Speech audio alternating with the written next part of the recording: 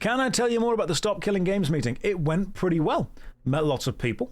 Met the YouTuber Does It Play, which is a lovely guy. Really nice dude. Had a really good time in general. Brussels, lovely place. Ate some good food.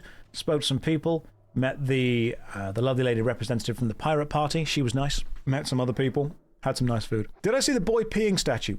It's everywhere. I went to go and see the boy peeing statue, and then I saw that every single tourist shop ever sells like everything with the boy peeing on it. You did not expect to watch the entire hour-long press conference. Did a fantastic job hosting. Oh, thank you very much. You've got to keep it aligned. These people were super knowledgeable. So we had a lot of people in the conference who wanted to make a lot of choice and do a lot of things. And I wanted to make sure these guys all had their own chance to be able to talk. Your only problem was how people mashed the microphone. So I've got issues with the technical setup in general. The technical setup took a hell of a long time. Ross was so done. Ross Scott, bless his heart, is one of the kindest people I've met. He is very generous with his time. He is very direct. He spent most of the time when he wasn't needed to answer questions exploring the beautiful city of Brussels. And he is so done with the political side of this. He just wants to be able to play video games. That's it. Like, the dude is so single-minded in that, in a good way. He's so focused.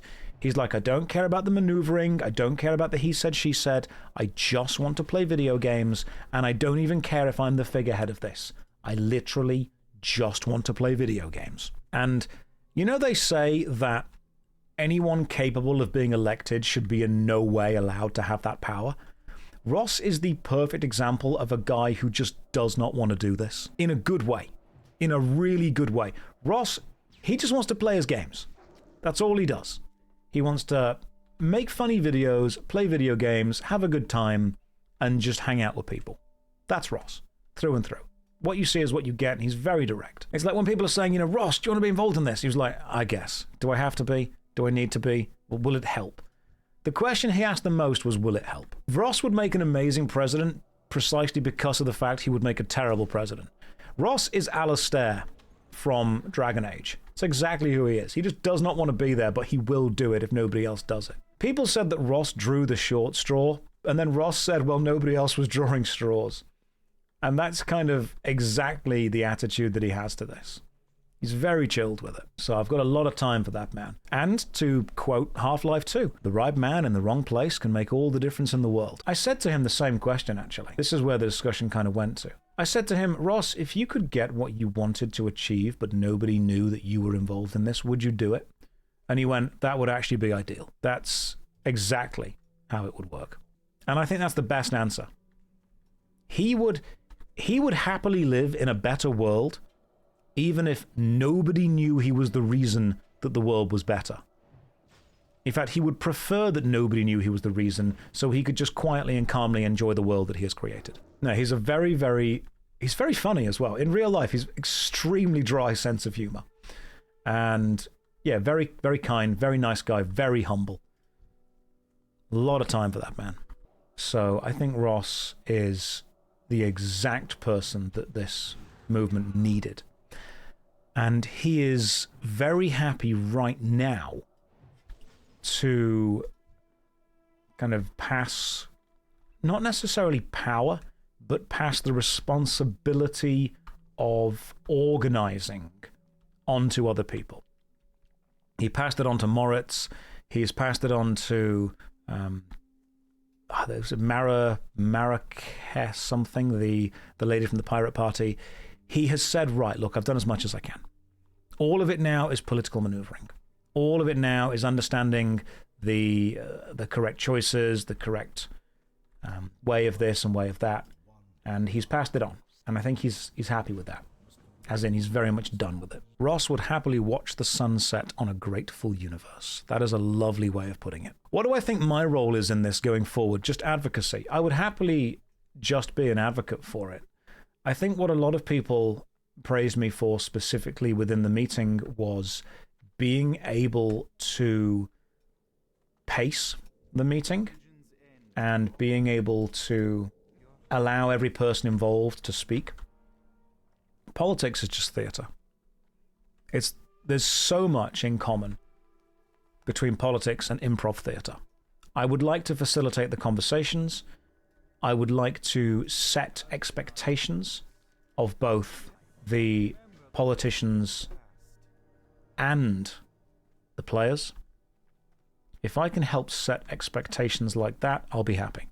I've tried to explain this to people. So after the stream, I had a couple of people come up to me and say, I can't believe that stream went so badly. I'm like, no, it went brilliantly. They're like, oh no, but it wasn't this and it wasn't that and it wasn't the other. And I'm like, listen, on TV, politics has to be perfectly polished.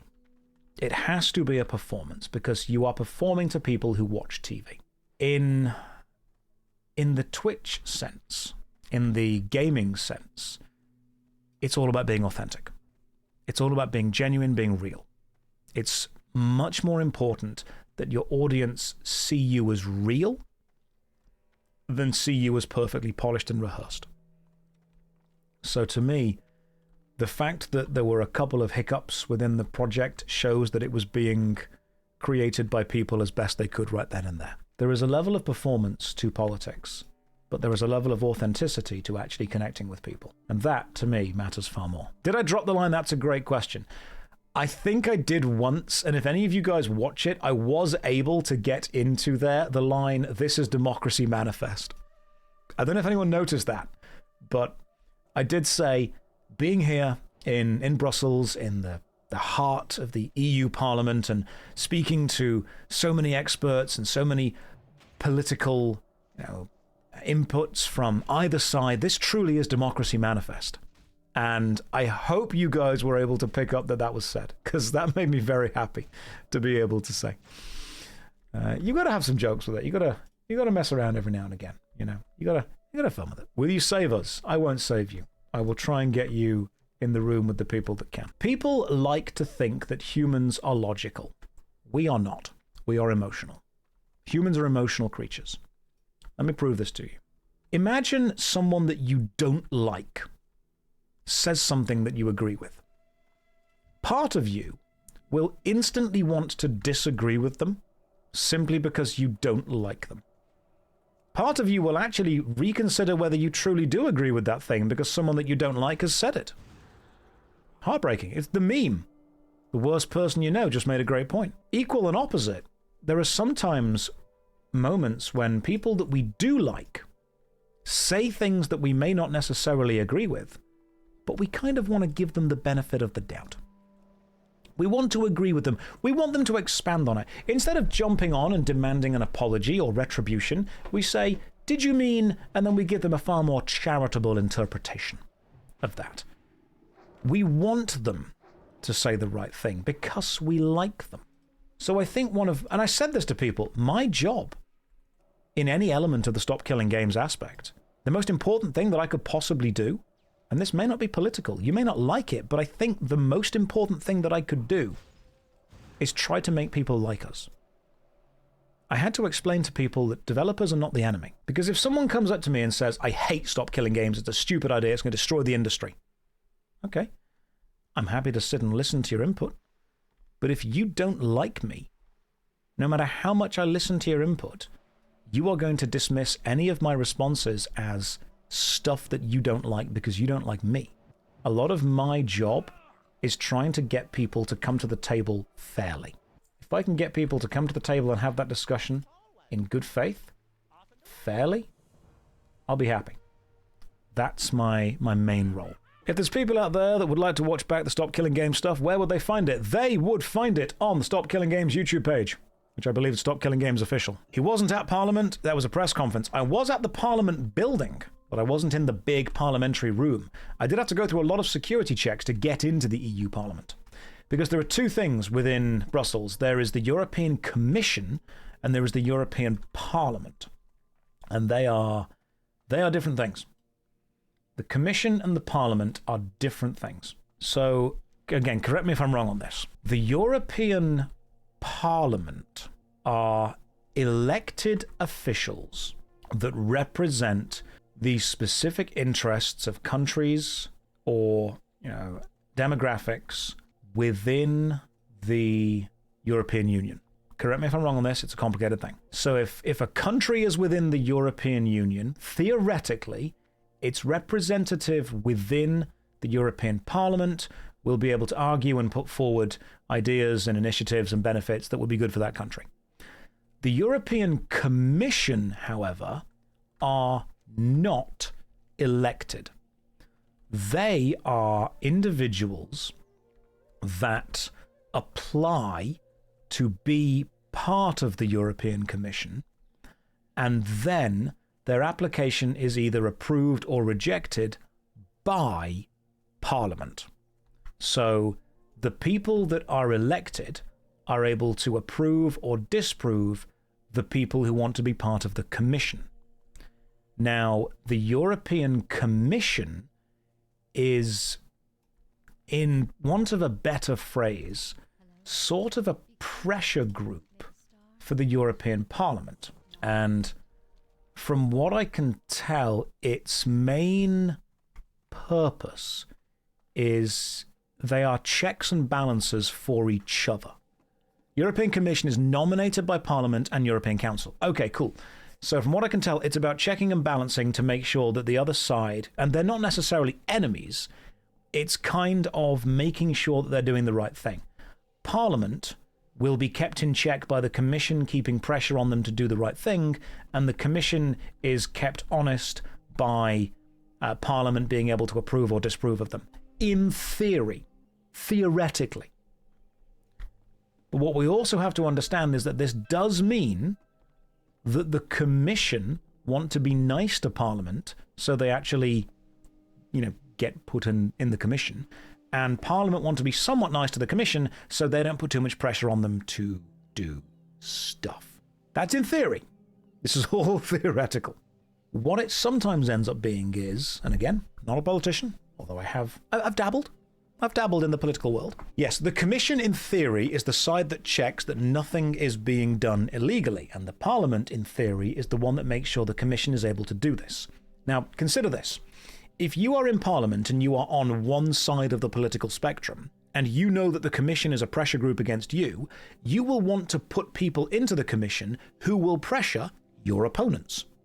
And if you're on the other side, you'll do the same thing. So the Commission is effectively made up of people who have been nominated and placed there by all different types of the political spectrum in order to make sure that the pressure is maintained on the right place. That's the theory. Hey, we've leveled up. We've got to Westfall. That's great. That's the theory. What it also means is that there are a large amount of unelected people in Brussels potentially making choices for countries that they're not connected to, which of course is complicated. How does GB influence now? Soft representation or some official capacity? Great Britain now has effectively no influence on the European Union at all, seeing as the UK was removed from the European Union. Which is why, when I was there in Brussels, I had to go through a security check in order to be allowed into the European Parliament, because even though the UK is not represented in European Parliament, I was allowed to be there as a representative of an initiative that was being presented by a joint kind of venture of people from different countries. But I was not allowed in the Commission at all. The weird thing was, neither me nor Ross were allowed into the European Commission. I was allowed into Parliament after doing security checks. I was not allowed into the Commission at all. And the Commission is where they spoke to a couple of MPs. They spoke to a couple of the press, which means that both Ross and myself, as relatively eloquent representatives of what the initiative was, both had to sit outside of the Commission. If the initiative goes through, it won't affect the UK. This is the complexity of it. This is the complexity of politics. If the initiative gets, in theory, what it wants, which is the ability for video games to remain playable after the developer has kind of got to the end of life for them, then that is potentially going to be a global thing, which is great. That's excellent. Let me just get some magic stuff up onto people. And I'm going to do this by manually clicking everyone. Okay, we're all good. But what you also have to understand from the political point of view is that there will be people in Parliament who do not like the Commission, and there will be people in the Commission who do not like the Parliament, which means they will both pick up this initiative of Stop Killing Games. They will work out what the other side wants and then fight either for or against it simply to prove a point. And that, my friend, is politics. Yeah, the annoying cookie message on websites. Yeah, pretty much. I do think that Europe in general has pretty good consumer rights laws. Yeah, Europe in general is pretty decent with the consumer rights laws. Did we get one guide? Are we cooked, chat? Chat, are we cooked? Oh, guys, you have no idea how difficult it was to remain professional when I was in the Parliament. The desire to just start off the meeting with, chat, are we cooked, was pretty strong. I had to make sure that I walked in there with the energy of like a politician. Be like, ladies and gentlemen of the European Parliament, thank you for taking the time to engage with our initiative. It's remarkably... I was tempted to go in there and be like, right, guys, listen, we fucked up. Ubisoft, we're looking at you. Look at what you've done. You've made Sega cry. We're all very upset. Could have just let the crew exist, couldn't you? But no! Somebody had to be anti-consumer. Now look at Ross. You've given him anxiety. What's going on? As funny as that would have been to open the kind of political discussion like that. Ladies and gentlemen of the European Parliament, if I could direct your attention over to this board, which shows the level of ligma that we are currently at, you will notice it is dangerously approaching D's nuts levels. I could have done that. Would have gone down in history. Could be like, gentlemen, ladies and gentlemen of the Parliament, have you considered D's? And they're like, Mr. Hayes, we're not quite sure what D's are. And then I'm like, got him. What was the overall response to it? I think Parliament liked it more than the Commission did, but I think the Commission are still open to a long discussion. I think in general, we are dealing with people who don't necessarily understand gaming, which is why it's important that we have the connection with the Pirate Party, because those guys are just a bunch of nerds. Very important that we just constantly have a bunch of nerds helping us, because they're like, yeah, we get how this is going to go. That's remarkably important. You feel like Parliament is always open for a long discussion, isn't that kind of thing? You'd think so. But you have to understand that a lot of their discussions are also what we call filibuster. Filibuster is where you just keep constantly talking and nothing gets done. Which is why I think I would be excellent in Parliament. You tell me there's a job where you can just talk and nothing happens? Mate, I've already got that job. You want to make me wear a suit and stick me in front of other countries? I'll do that. Parliament is just Twitch streaming, but without the comedy. But you have ethics. Chimera, they are for sale. We were having this conversation earlier. We were straight up having this chat. The amount I care about any individual thing is very much based on how much money somebody is willing to pay me to say the other thing. Now, I'll explain to all of you. If you want to buy my time, that's relatively cheap. You can ask me to review something and pay me for my time, that's fine.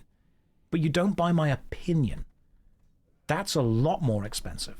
Imagine if I used Parliament to advertise gamer subs. Ladies and gentlemen of the European Parliament, thank you for your time and thank you for your gracious focus and input on the matter of the initiative of Stop Killing Games.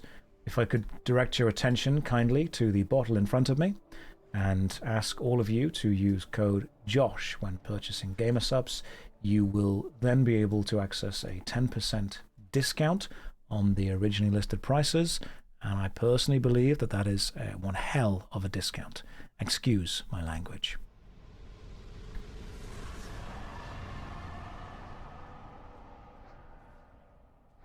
Oh my God, as soon as we finished the parliamentary live stream, I was almost like, ladies and gentlemen of the European Parliament, thank you very much for your time. Don't forget to like, sub, and ring the bell for all notifications of future citizens' initiatives that I will be hosting.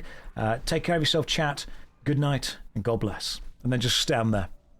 Just wait for them to leave. Sup, MPs? Smash that like button. Mic drop. Well, I mean, we dragged the mic across the table a couple of times, so it would be more like a mic drag. Did I plug the Patreon? If you've enjoyed this Citizens Initiative, then you can support me on Patreon for more Citizens Initiatives.